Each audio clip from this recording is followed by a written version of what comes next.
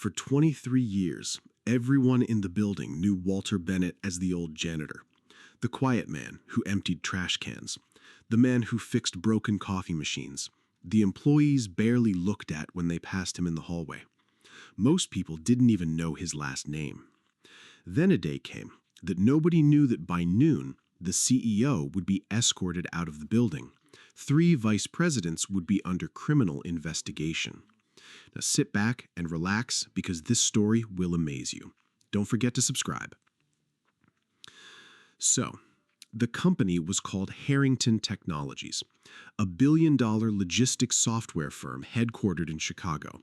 500 employees, 3 floors of glass offices, a culture that looked perfect from the outside. Inside, it was different. People were terrified.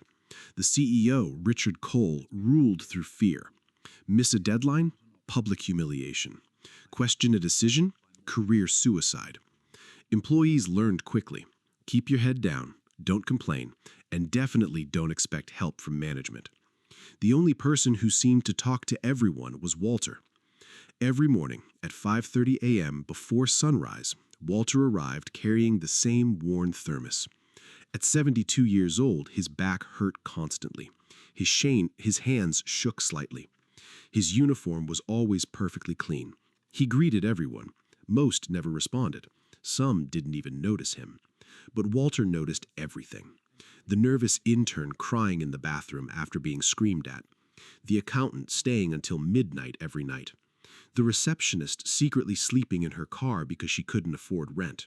He saw things. Because people become invisible when they think nobody matters.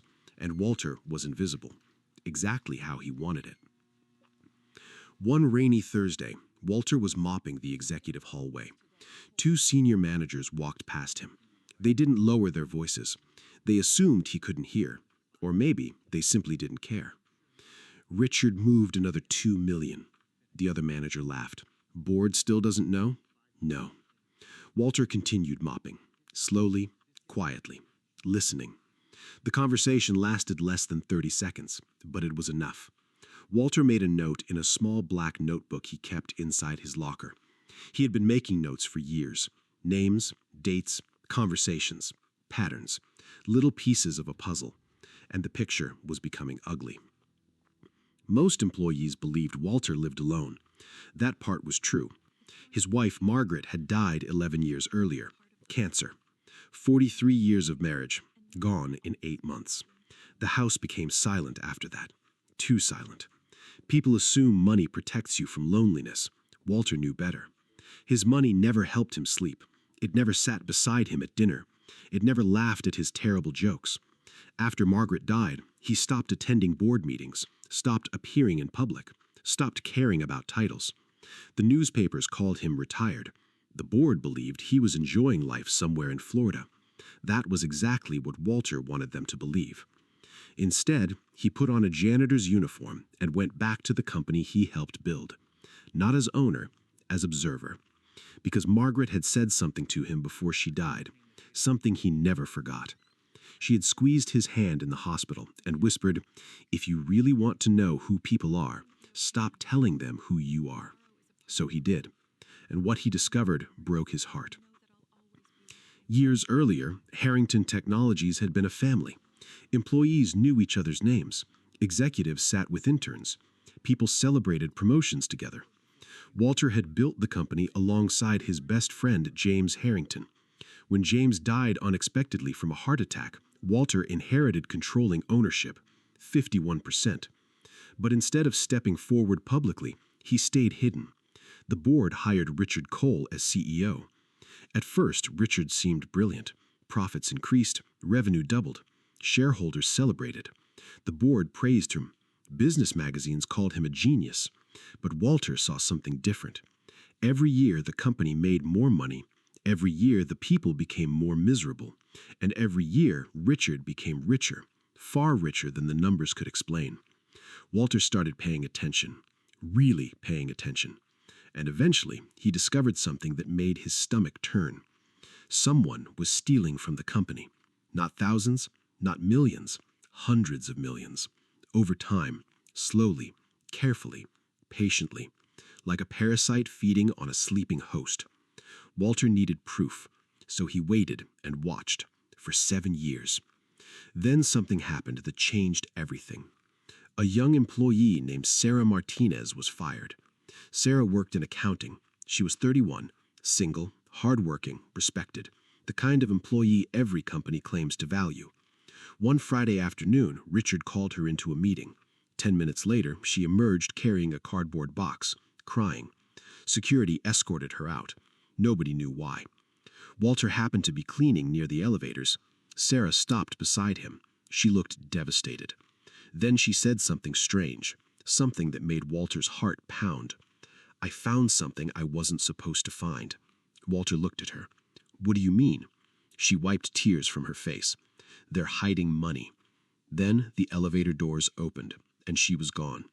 Walter never saw her again. But from that moment forward, he knew the time of watching was almost over, because Sarah had just confirmed what he had suspected for years.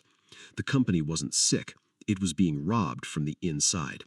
And the people responsible had no idea the old janitor was preparing to destroy everything they had built. For 3 weeks after Sarah Martinez was fired, Walter couldn't stop thinking about her last words. "They're hiding money." Not someone, they, plural. Meaning Sarah believed more than one person was involved. That bothered him. Corporate theft was one thing, conspiracies were another. Because conspiracies required trust, and trust meant the rot had spread deeper than he thought. Walter spent the next month doing something he rarely did. He stopped observing and started digging. Carefully, patiently.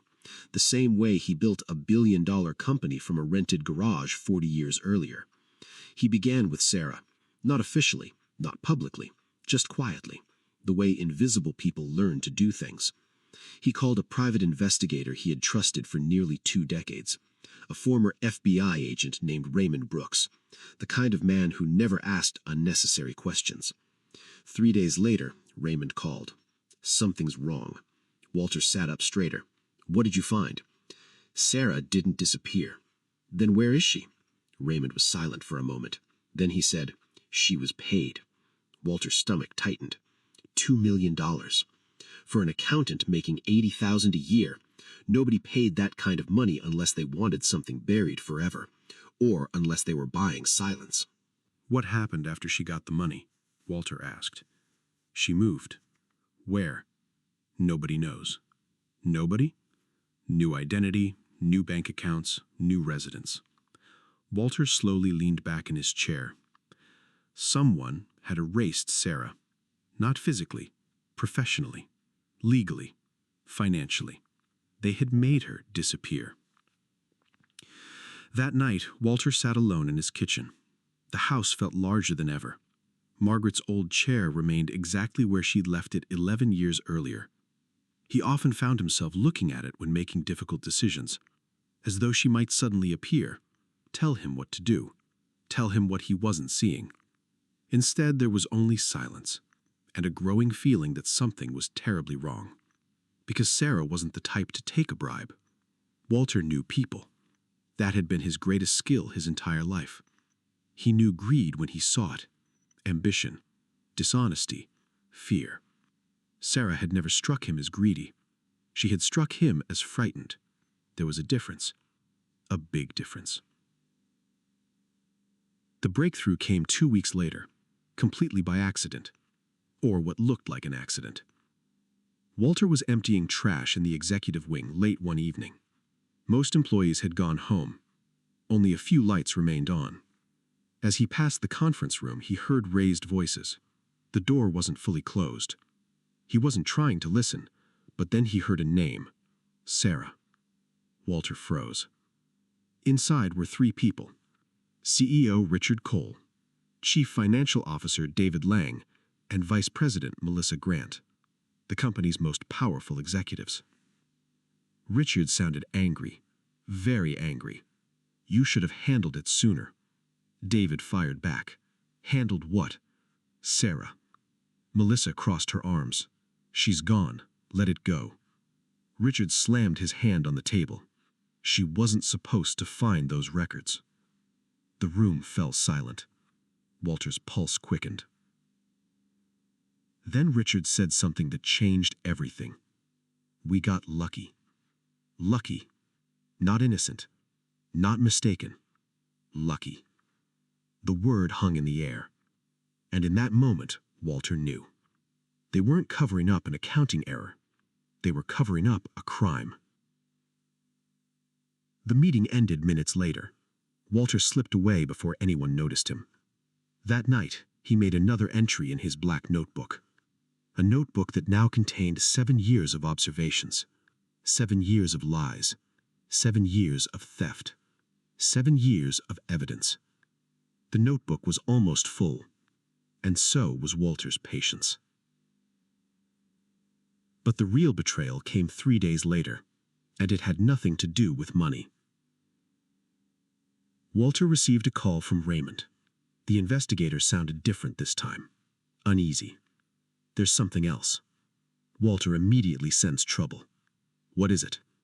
I found who authorized the shell companies. Walter grabbed a pen. Who? Raymond hesitated. A long hesitation. The kind people make when they don't want to deliver bad news. Then he said the name. Walter dropped the pen. It rolled across the table. Neither man spoke, for several seconds, because the name wasn't Richard. It wasn't David. It wasn't Melissa. It was someone else. Someone Walter trusted. Someone he had known for nearly 30 years. Someone he considered family. Thomas Bennett. His nephew. Walter stared at the wall, unable to speak, unable to move, unable to breathe. Thomas wasn't just family. Thomas was everything Walter never had. A son. Walter and Margaret had wanted children. Life had different plans. When Thomas lost his parents in a car accident at 16, Walter took him in, fed him, educated him, paid for college, gave him opportunities, protected him, loved him, and eventually gave him a seat on the board.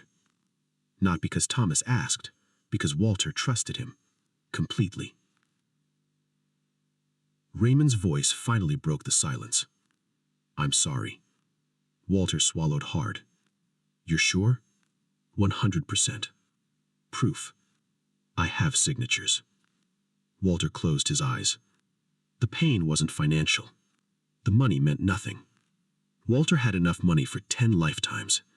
The pain was personal, because betrayal always hurts more when it comes from someone you helped build. That night, Walter sat alone until nearly dawn, looking through old photographs. Thomas graduating college. Thomas smiling beside Margaret. Thomas celebrating his first promotion. Thomas calling him Uncle Walt. Thomas saying, "You're the closest thing I have to a father." Every picture felt different now, like a lie. Near sunrise, Walter found something unexpected. An old handwritten letter. Margaret's handwriting. He hadn't opened it in years. The letter contained only a few sentences, but one line stopped him cold. The people who hurt us the most are usually the people we loved enough to trust. Walter read it 3 times, then folded it carefully, placed it back in the envelope, and made a decision. For 7 years he had been gathering evidence, waiting, watching, hoping he was wrong, hoping the company could still be saved quietly, privately, without destroying lives. That hope died the moment he learned Thomas was involved, because greed hadn't simply infected the company, it had infected his family. The next morning, Walter arrived at work before sunrise. For the first time in 23 years, he didn't bring his mop. He didn't bring cleaning supplies. He didn't bring his thermos. Instead, he carried a leather briefcase, one that hadn't left his closet in over a decade. Inside were documents, bank records, wire transfers,